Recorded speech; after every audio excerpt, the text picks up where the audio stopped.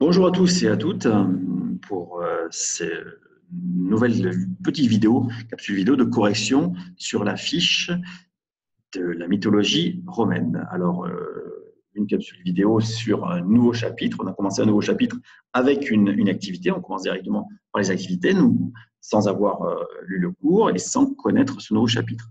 Mais vous voyez qu'il se présente comme le chapitre sur les Grecs, c'est-à-dire nous allons commencer par les mythes fondateurs de Rome et nous allons finir sur l'organisation politique de Rome et de l'Empire romain qui est très différent de l'organisation politique de la cité grecque d'Athènes que nous avons étudiée cette semaine. Alors, les mythes fondateurs, pourquoi les mythes? Parce que c'est la culture commune des Romains. Pour l'historien, on est un peu embêté parce qu'on ne sait pas si c'est vrai ou pas. On n'a pas les preuves de la manière dont s'est déroulé les événements que racontent certains récits de l'époque ou les récits anciens. Donc, on est un peu embêté, on n'a pas d'autres preuves. Mais il faut quand même en parler parce que sinon, on ne comprend pas ce qu'il y a dans la tête des Romains à l'époque, et leur culture commune. Donc, j'ai pris des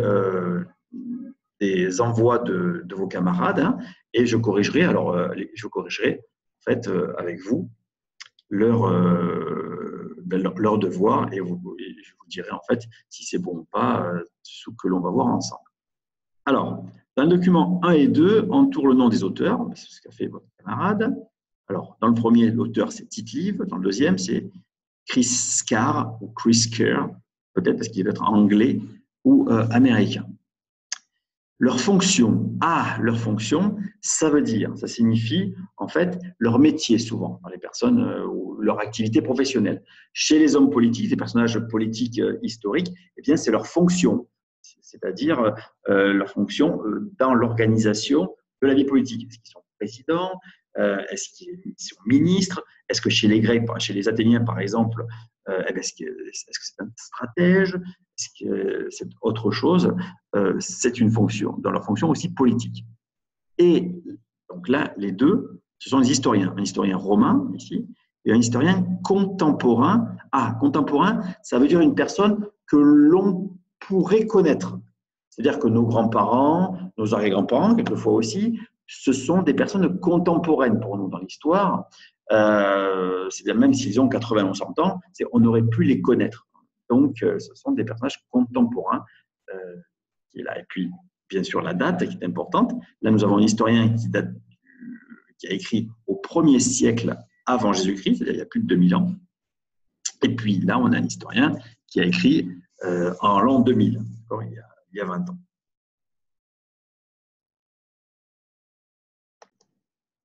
Alors, petit conseil, chaque fois que je vous donnerai des textes à lire en autonomie, c'est-à-dire cette semaine et la semaine prochaine, et puis on verra par la suite, il faudra absolument que vous ayez à côté de vous des dictionnaires. Je pense que tout le monde en a. Vous demandez à vos frères et sœurs ou à vos parents, un dictionnaire toujours à côté. Puisque j'ai vu que dans les deux textes, il y a des mots comme contemporain que je viens d'utiliser.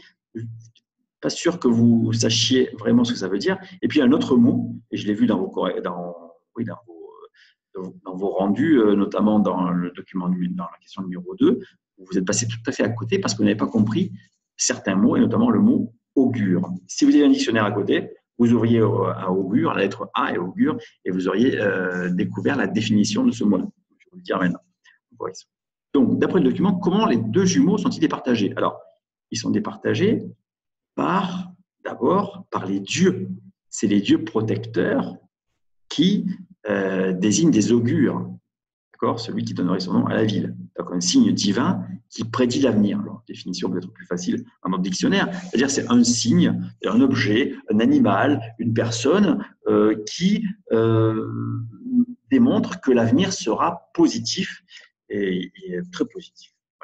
On dit souvent, c'est alors, positif ou négatif, on dit souvent en français ou en vieux français, c'est de bon augure. Quelque chose de bon augure, c'est quelque chose où on voit que le futur se passera bien.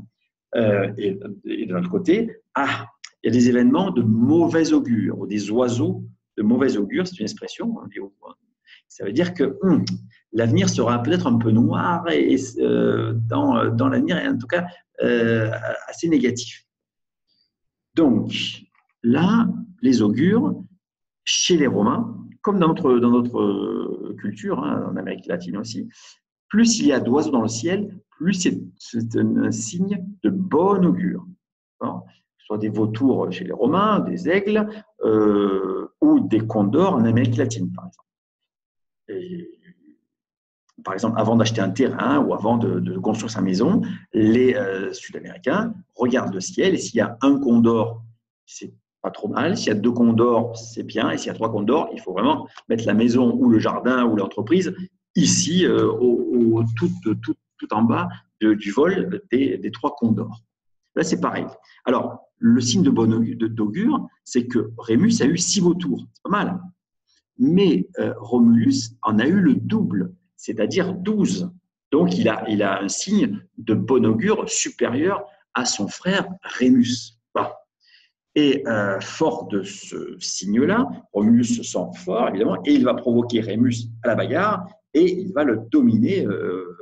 C'est ce qu'a dit votre camarade, les 2 jumeaux sont départagés en venant aux mains. Oui, bien avant, ils sont départagés par les dieux qui leur ont déjà annoncé leur destin, c'est-à-dire leur vie. C'est pour ça que les Romains, comme les Grecs, craignent les dieux, parce que c'est eux, c'est les dieux, qui sont les maîtres de leur destin. Donc il faut les craindre, les respecter pour avoir un destin pas trop mauvais. Question numéro 3. Donc, souligne le nom du fondateur de Rome. Vous avez compris, c'est Romulus. Le mot, justement, Rome, c'est Romulus. Sinon, on l'aurait appelé Rème, du nom de Rémus. Mais là, c'est Romulus qui est gagné. Donc, hop, le nom, c'est Rome directement. Et il choisit le Palatin. Alors, si vous allez, c'est une des collines de Rome. C'est une ville alors je mets là, c'est 7 collines. La ville de 7 collines. Il y a l'Aventin, le Palatin, le Capitole, l'Aquilin aussi. Qui sont des collines directement de Rome. Donc il y a 7 collines et Romulus choisit la colline du Palatin. C'est important d'être sur une colline parce qu'on domine, justement, on voit les envahisseurs qui arrivent. Et puis aussi à Rome, si vous allez à Rome, il y a un fleuve qui passe dans Rome, c'est pas le Tigre, hein, le Tibreux, c'est pas le Tigre, c'est en Mésopotamie, vous vous rappelez. Donc le Tibreux. Et ce Tibre-là, autour du fleuve, il y a beaucoup de marécages, donc c'est pas des endroits un peu faciles pour vivre. Il y a beaucoup d'inondations, donc installer une maison là, aux activités, c'est un peu dangereux. C'est un peu aussi infesté de moustiques, c'est pas terrible. Donc les premiers Romains vont s'installer dans les collines de Rome. Il y a l'avantage, il y en a 7. Et puis Romulus donc choisit le Palatin. Alors comment appeler ces premiers habitants à la suite de Romulus, qui est le fondateur mythique, c'est-à-dire qu'on n'a pas retrouvé son squelette, on n'a pas retrouvé sa tombe, on n'a pas retrouvé de vêtements ou d'écrits de Romulus. Donc bon, c'est un personnage historiquement un peu faible puisqu'on n'a aucune preuve qu'il ait existé. Mais bon, donc ce peuple-là s'appelle les Latins, c'est la question numéro 4, hein, on va bien souligner, le peuple des Latins. Son lieu d'installation, donc les collines de Rome, il y en a 7, hein, dominant le Tibreux, c'est-à-dire le fleuve, qui passe à Rome. Alors, l'archéologie, c'est-à-dire on a fouillé l'archéologie, donc, a révélé que la ville naît au 8e siècle avant Jésus-Christ. Tiens. Est-ce que ça, c'est en relation? Est-ce que ça, c'est la même information que notre cher Tite-Live, l'historien romain, qui parle de la fondation de Rome? Il dit 753 avant Jésus-Christ. Eh bien, bingo, oui. 753 avant Jésus-Christ, c'est le 8e siècle avant Jésus-Christ. Si vous arrivez à convertir. Donc là, évidemment, on a des preuves que, alors peut-être pas Romulus, mais des Latins, un peuple d'agriculteurs et d'éleveurs, s'installent sur les collines de Rome, dominant le Tibre. C'est bien, ils ont l'air frais, ils ont l'eau à côté, l'eau potable pour leurs animaux et pour l'agriculture, pour arroser, pour irriguer.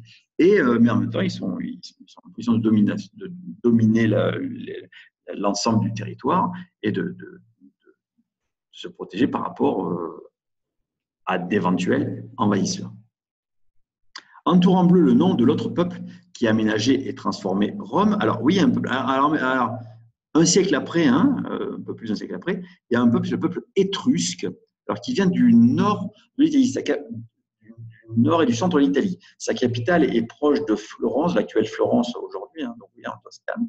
Et ces peuples-là, qui est une monarchie, il y a des rois, hein, les rois étrusques, notamment Tarquin, Tarquin le Vieux, Tarquin le Jeune, hein, toute cette dynastie est Tarquin, qui sont importants, c'est très important au 7e, 6e, 5e siècle avant Jésus-Christ, et qui s'installe et qui prend le contrôle même de Rome,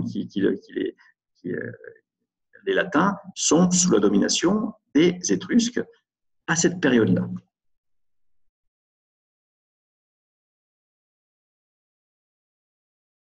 Alors, question numéro 6.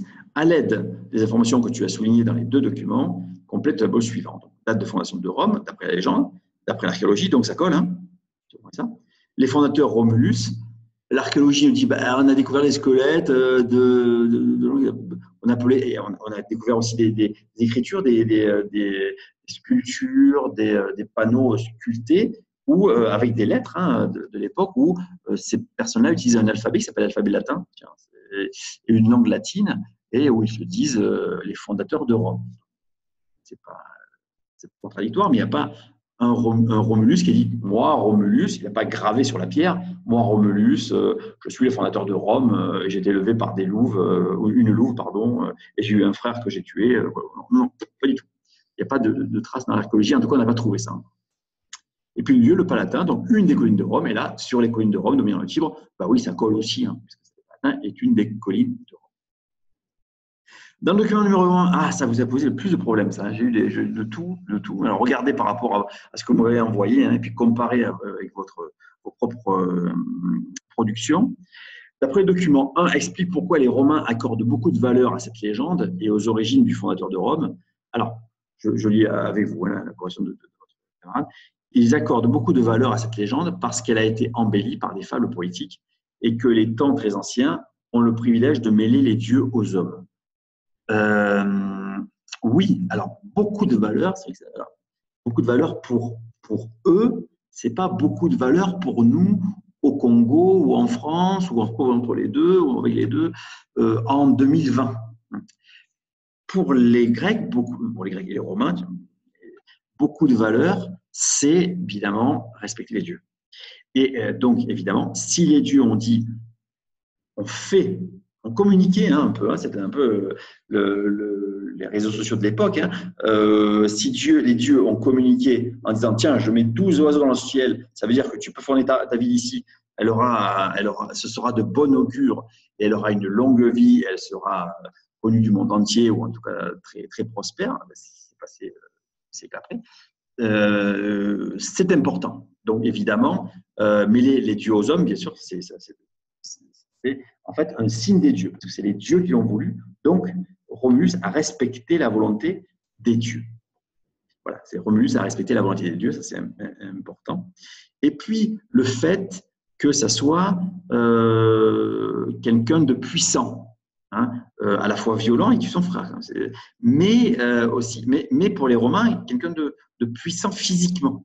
C'est très important, et qui a été élevé de façon très rude. Il a été vraiment élevé par une louve, et ce sont des orphelins élevés par une louve, et ce serait, là, on revient dans le texte là, des descendants lointains du héros troyen, donc de la guerre de Troie, Énée, fils d'Anchise, la déesse Vénus. Donc des héros. Vous vous rappelez le mot héros en grec, c'est la même chose en romain. Le héros, c'est un fils, c'est un fils d'une union entre un être humain, donc un garçon-fille, et un dieu ou une déesse. Et une héroïne, c'est un personnage issu bien sûr de l'union d'un dieu et d'une déesse, ou d'un dieu et d'une déesse, d'un dieu et d'un être humain. Merci de m'avoir écouté. J'espère que vous avez regardé cela attentivement et que vous avez comparé avec ce que vous avez fait en contrôle. Maintenant, vous pouvez passer à la capsule vidéo sur le cours sur la mythologie romaine proprement dit. Merci beaucoup.